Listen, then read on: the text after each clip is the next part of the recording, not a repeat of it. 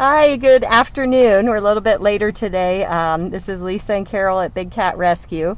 I was busy helping with a project. We were clearing out an enclosure that has not been used for, I think, about 10 years. So it was wildly overgrown. So I was doing a lot of snipping of palmettos and raking and all that fun stuff. So wanted to keep at that and get that project along and help with that before we started today. So thank you all. Get my act together. Thank you all. I'm sporting a fashionable new mask today too with the logo. So I love that. So we thought we'd start here at Priya. Those of you who don't know who Priya is, she is a tiger who was rescued from a breeding situation. And normally her enclosure is next to this enclosure, but the tiger that lives here is named Duchess, and she's on vacation right now. And what that means, for those of you who are not familiar with that, we have an area called vacation rotation. It's 2.5 acres, and each tiger gets a turn to spend a whole month there. Just as a same reason we like to go on vacation. It's another form of enrichment, so they don't just see the same space all the time. They get to see new sights and smell new smells and mark everything and all those fun things. So Priya gets access to the whole thing now while Duchess is away. So Duchess is going to come back and smell everything and say, who's been sleeping in my bed? Right, Priya? Can I have a Goldilocks moment? So Priya also has access to this water here. This is called Tiger Lake. And she and Duchess both have access on either side of that fence. And if you're interested in checking that out, we have explore.org cameras around the sanctuary. I couldn't get it turned around enough. That's why I did it that way. So if you go to explore.org, that's sorry, I'm slipping here from sweat. It's a live website, it's a website with live cameras, and we have several around the sanctuary here. And so when you go to explore.org, you want to go to Big Cat Rescue and then go to Tiger Lake, and you will see this area that Priya's in right now. You want to hold this on you while I drive? And she and Duchess do both really enjoy swimming, and sometimes both of them together on either side of the fence, splashing each other. So it's a lot of fun to watch, and especially now it's 90 currently in Tampa, so they definitely like to go for a dip from time to time. We're going to try not to have a collision here with another golf cart. Hi, Noor. I think I saw Noor out there. I just got the camera from Carole here, so trying to check comments as well. So now we're heading over towards Bobcats. It is very warm, so where do you want to start with Bobcats? Can we start over with Shiloh, Filmo, sure. That area? Yeah.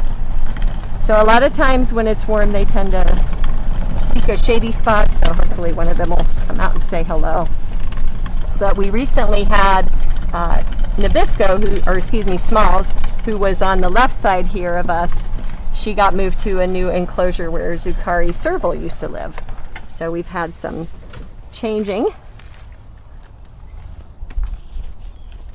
Sorry, I almost dropped the whole works there. That's not good. All right, hopefully I'm not going to mess this up. All right, so we'll start over here by Shiloh. He's might be a little more likely to come out. Thank you. Your tongue on your finger. I'm a mess today, everybody. And let me tell you, after a few hours in the sun raking, it'll do that to you. I'm going to hang on to this so that you don't pull the cord out. And it just did start to get a little more overcast here. I heard a little rumble of thunder, so it's getting to be that time of year in Tampa where you get these pop-up thunderstorms in the afternoon. We have so needed the rain, though. Oh, yes. Where are you hanging out, Shiloh? Huh? Up there he is. In the coolest spot, I should have known, right? In the very coolest spot. So this is Shiloh Bobcat. He is actually our most recent rescue, along with 2 other Bobcats and a hybrid cat. They came all the way from California, and he's the largest of all the Bobcats. And I understand he's pretty food motivated. He likes his food, so. I can always get their face right where I can't quite get it. Doing a thorough paw cleaning right now. He's got his priorities. So that place they were rescued from in California was Not a sanctuary in the sense that we're a sanctuary, not quite the same credentials. For those of you that don't know, Big Cat Rescue is an accredited sanctuary. There is a global federation of animal sanctuaries that we are part of, and there's some pretty strict guidelines that you have to meet to be able to be accredited. We don't buy, sell, or trade our cats, we don't touch our cats, and we don't breed our cats. So all of those points have to be met in order to be part of that organization. So our volunteers flew out to California and packed these 4 cats up in a van and drove back to Tampa. So they are the latest rescue, and I'm trying to remember. I know the Guatemalans came the Monday before Thanksgiving, and these guys got here, I want to say it was after Christmas, like maybe January, February, something like that. Their page, it'll probably say the day they arrived. So Yeah. So help me out there, Deb. You know, you're on it. You got your stories. I used to be really good at this, everybody. I haven't given a tour since March 15th, so I'm a little lax on my dates and so forth. He's doing a nice job of flicking his little bobcat tail there for you in the back. That's a sure sign that that's a bobcat. That's why they have that name. Very sweet. So we also have Tom Tom and Filmo Bobcat that came with him, and Mouser, the hybrid cat. So you might be asking, what's a hybrid cat? Well, we have several of them here on the sanctuary, and it's very popular to especially use Servals, but other cats are used as well, bred with a domestic cat to create something more exotic as a pet. And the problem with that is it often really doesn't work out because they're not very domesticated. That wild DNA tends to be what predominates. So Mouser is pretty friendly from a distance, mind you, because he was taken out quite a bit and handled by the public when he was in California. So he'll meow a lot and he'll come walk with you along, you know, the enclosure as you're cleaning and that kind of thing, but we still keep our distance. I'm going to turn my radio down here a little bit. So that is another point, as I mentioned earlier, that we don't touch the cats. So everything, all the care of the cats is done in a very much of a non-contact way. Feeding, cleaning their enclosures. The only time that any contact is made is if the cat needs medical treatment, obviously, and then they're sedated. So, and that's for the safety of the cat and for the safety of us. So I don't know if we'll have any luck with Filmo. He was out this morning. He was looking really cute. He likes to climb his tree. So I don't know if he's still in his tree at this point in the day. If you can call his ladder climbing. True. He has a little help. It's set up for him nicely. And he's such a sweet little guy. So yeah, if you can see those, there's a wooden platform, a ladder up in that tree to help him get up there. Are you still up there, Filmo? I don't think so. And I think, if I remember right from cleaning these days, that he likes to hang out in this big den in the back when it starts to get hot. Those are definitely the coolest place to be. Uh-huh.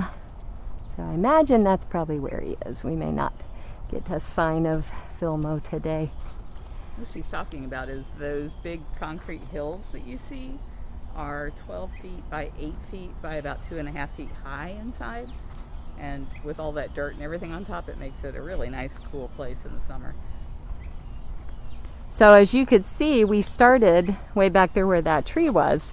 So there's actually several sections, we call them bubbles, to these enclosures. So the cats have much more space than what might be, you might think when you're watching a video or just seeing a still photo of one of the cats.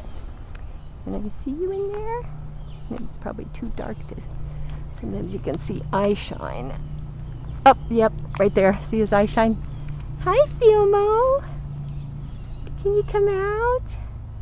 See, I don't want to come out. It's nice and cool in here. Oh, there you can see the eye shine.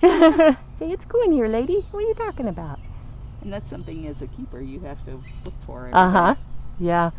So a part of the process when we're doing cleaning is we walk the perimeter of all parts of the enclosure. And we're also mainly searching for, make sure they've pooped, basically. But not just that. We're also checking the maintenance issues. If there's anything going on with the enclosure, we make sure we know where the cat is before we start doing anything. You don't want to stick a scraper pole in there and start scraping poop and get attacked, which that's why we use a scraper pole. It's about 8 feet, so we're never putting our hands in there, but still you want to not do that when the cat is in the vicinity. And it's just a way for us to always know that the cat's doing okay. Always know where they are. Are they doing something that's normal? Or are they doing something that isn't typically part of their, behaviors that they would do? So this is very perfectly normal. I'm not worried about Filmo because it's hot and he likes to hang out in there.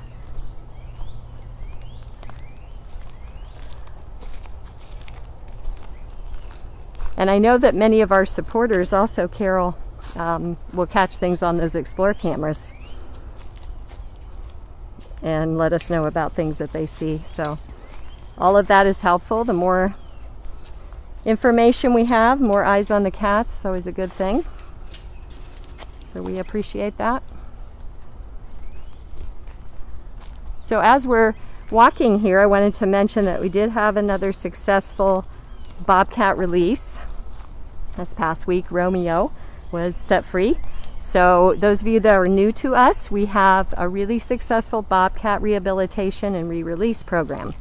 And unfortunately, those are the only cats that we can do that with, are native Florida Bobcats. And people will often ask, it's well-intentioned, why can't we just let the cats go? Why do they have to stay in enclosures if we want, the best life for them and if we care about conservation? And the answer to that is cats are made to live in a certain habitat based on their species. It wouldn't be legal even to release any other kind of bobcat in Florida. They have to be a native Florida bobcat. Even down, I believe, to what county they're rescued in. It's that specific. So for that reason, there's no place to set a tiger loose or a serval or a lion, any of those things. There's no habitat for them. You also have to remember that all of these cats have been born into captivity. They don't know the first thing about how to live in the wild. They would be learning that from their mother. They would be staying with their mother. Most mammals do. Their children stay with them for a couple of years at least, and they learn everything they need to learn. And with us human mammals, sometimes they stay a lot longer than 2 years to learn everything, but I see Pharaoh back there. Go back up and say hi to Pharaoh. So for that reason, the cats just have no ability to survive in the wild. Yeah. Is that one closer? I'm not sure. I always feel like I want to swing on that vine like in a Tarzan movie every time I walk by it when I'm cleaning. I always think of Tarzan. I'm not sure it would support me. I don't think I'm willing to test that theory.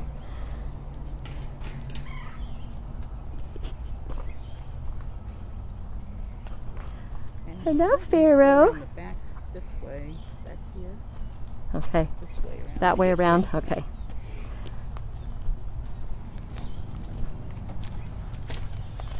So the cat that we're approaching now, his name is Pharaoh, and he's a serval, but he's a special kind of serval. He is not typically colored for a serval. He is a white serval. And this is not a, hi sweetie, this is not a naturally occurring coloring.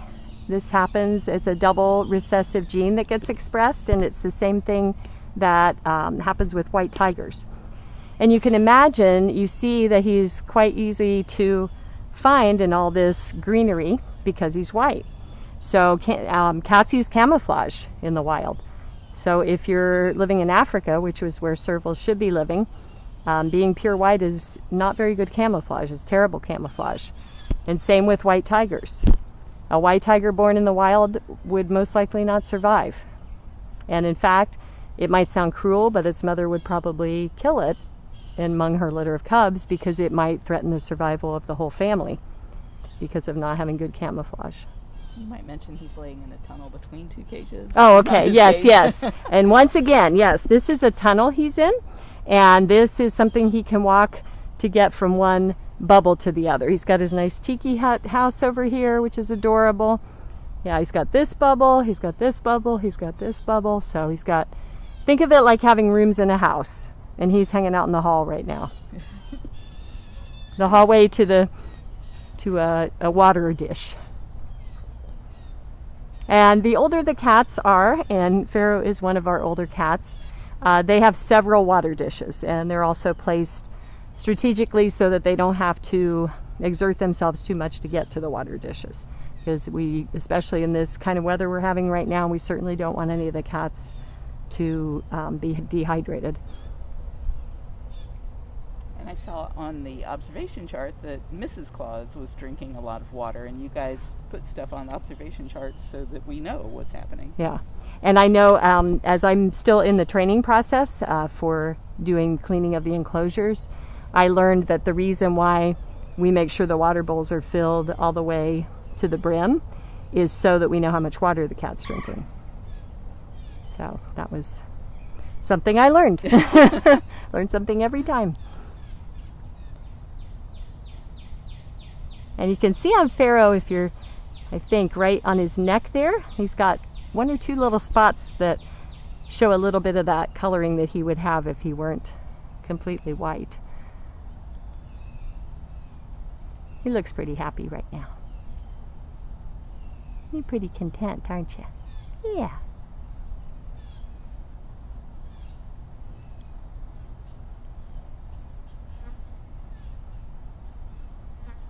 Now we do have many typical colored servals here as well, so we'll most likely have a chance to see that today. Unfortunately, we have a lot of servals here because they're very popular in the exotic pet trade, and people want to have them. They're smaller.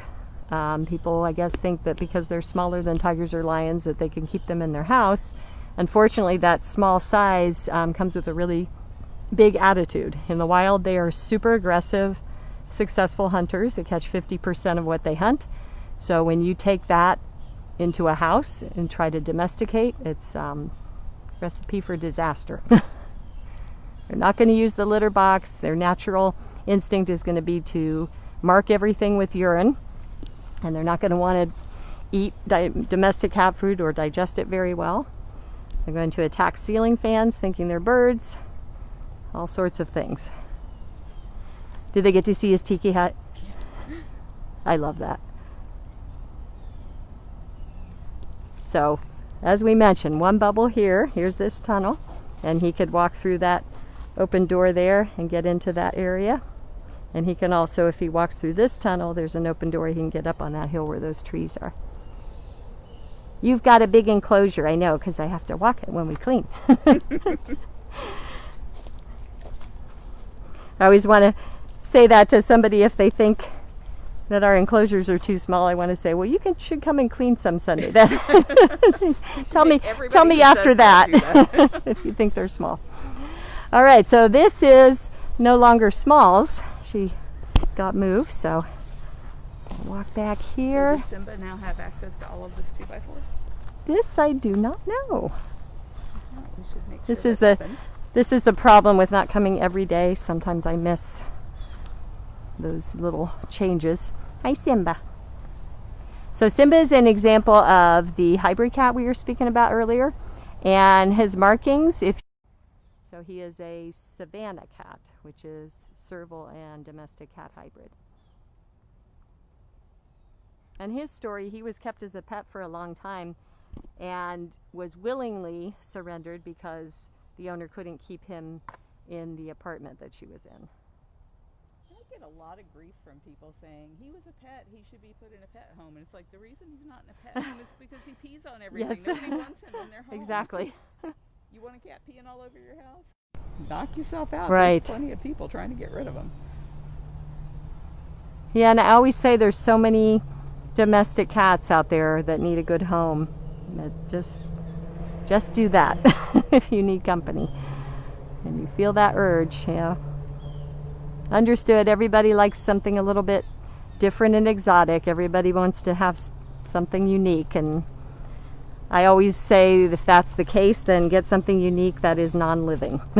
That's the answer to that. Living things should not be forced into situations they're not meant to be. Ooh, I wonder if Ariel will be out. She's usually pretty reclusive. I can't believe she's not up on top of her platform. Yeah. That's where I always see her. She might be in a similar to Filmo. She might be hanging out in here, huh? She doesn't use that little bin because it's. Yeah, I see I shine. Hi. I'm thinking about singing to you one of these days. Yeah.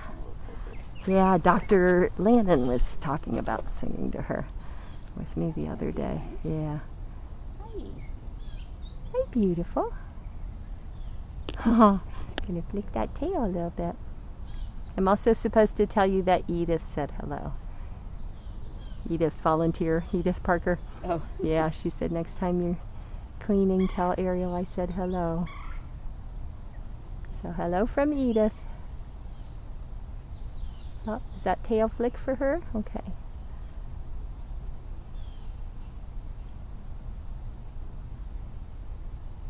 Yeah, there's a lot of cultures that use this same design for homes to keep cool. This idea of, sod on the roof and like you were talking about. I would like that. Yeah. Hi, sweetie. You can see how pretty you are even from here. That is surprisingly good resolution in the dark there. Yeah, that is. This is what our eyes see. Aw, goodbye. There's some lead there. Yeah, this is kind of nice to get off the tour path, so to speak. I'm definitely learning to get to know these cats a little better. Back when we were open for tours, we never went to these interior cats on the tour path, and I didn't know them as well. And now that I'm cleaning, I'm getting to see them from a different angle. Sometimes I'll be talking about some cat at night and how he's like, who is that? And there's a cat in the middle of the sanctuary that you just never see from the tour path. Ah, we go. Oops, sorry, watch out for that. Around here. Every time I look at that, I think it's a turtle. Yeah, I did. When I first came Just out of the corner of my eye. Is anybody in small scale? No, I don't believe so, so we'll have to go around. I wonder if they're going to join it up to some other cat. Kind of gives the room more cage. Exactly. Oh boy. I think that's the closest cage.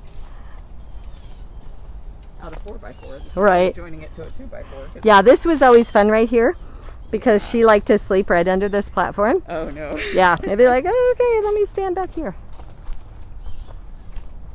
Keep your ankles as you go. Mm-hmm. Ankle biters. That's one thing you definitely learn to do when you start to clean the cats and walking the enclosures. You're always mindful, where's the cat?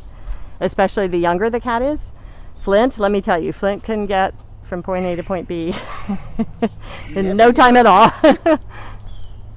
Even the big cats are just silent. Oh yeah, they're Flying up. stealthy, yeah. Yeah, that's kind of incredible how that is. So I saw my handsome boy a couple times today, Mr. Jenks. I've had people asking Sorry. who they're singing to tomorrow. Ooh, I'm hoping to sing to Simba Tiger tomorrow. That's my hope, and I'm curious to see how he responds to that. Yeah. So we'll see.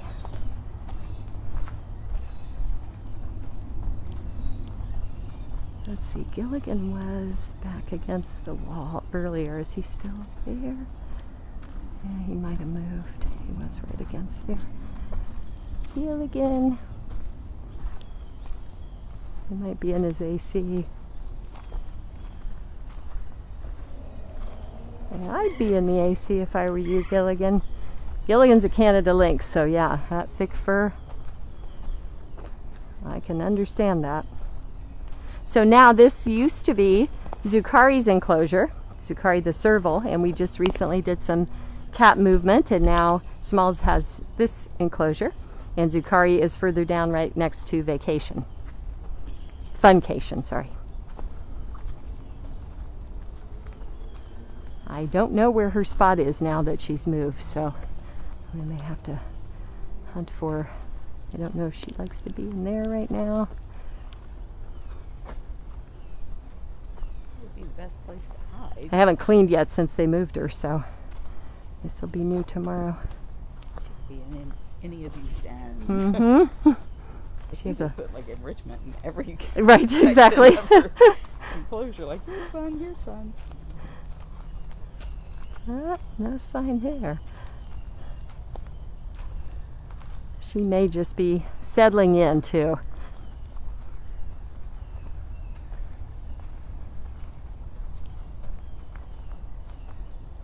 Yeah, she could be in that one back there too. So now we're coming along what we call Serval row. So these next few enclosures all the way from here to Funcation are going to have servals. And there's also a serval back here. Nala and Hutch is a little bit further along. Did they say who they're going to give all those empty cages to? I think they're opening up some of it for Hutch, is my understanding. Nice. Yeah. You can see the blue bins back there. They're still, I think they broke for lunch, but they're still doing a bit of work. Yeah, it was pretty wildly overgrown. Oh, there's Ginger. Hi, Ginger. Looks like you got some enrichment. Oh, I know. That's a good hiss. Yeah. So those of you that are new to us and you see this, discarded toilet paper tube in there and are kind of wondering about that, it's not like just where we just toss our trash in the cats' enclosures. This is a form of enrichment. It's called a perfume tube. And it's what it sounds like. It is a cardboard tube for the smaller cats. It'll be toilet paper. Could be a paper towel tube.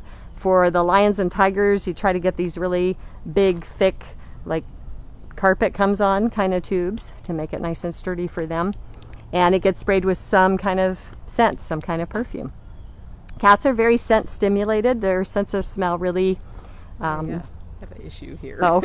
I slapped at the bug, and now the camera has turned weird. But that's just another way of keeping them mentally healthy by stimulating that sense of smell. They also get spice bags, which I think there was a spice bag back there in Small's enclosure as we passed. That looks like a crumpled up paper bag. And that can have all sorts of things in it, catnip. Some of the cats really like cinnamon, a lot of the tigers. Rosemary, anything. Pumpkin pie spice, oregano. Just whatever they trial and error, they figure out what the cat reacts to and enjoys. So this is what we're seeing here. Oh, sorry everybody, we just turned the world upside down. Yeah. Bear with us. I can't get it right side up again, so you might want to just come to a close here if I can get it facing you. I can't. Okay. Oh, no, that's facing me. There, it's facing you. Okay. All right, we good? Well, it's still laying on its side, so I think I would just wrap it up rather than Okay. Should I lean this way? Stand sideways? All right, we're going to say goodbye, everybody. Thanks for joining us today, and we're going to have a perfectly awesome rest of the Saturday, and I hope you'll join us tomorrow for Singing Sunday. Until then, bye.